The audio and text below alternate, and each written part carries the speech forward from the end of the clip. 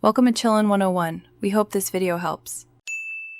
You start by confirming basics, your Android build and Play Store version, because outdated components often misbehave.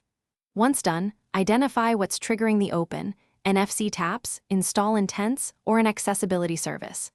Next, force stop the Play Store, clear its cache and data, and reboot the phone to reset background hooks.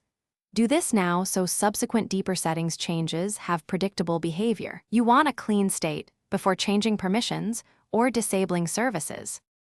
Now you remove the permissions and defaults that let the store launch itself. Go to Settings, Apps, Play Store, and revoke permissions like SMS or install unknown apps if present. These can trigger launches. Make sure to clear Play Store defaults under Open by default so links won't auto-route. Also inspect other apps. Uninstallers, browsers, or file managers with overlay or install permissions can call Play Store. Once these are adjusted, test by tapping a store link to confirm it no longer hijacks your session. Finish by locking down update behaviors and isolating third-party causes.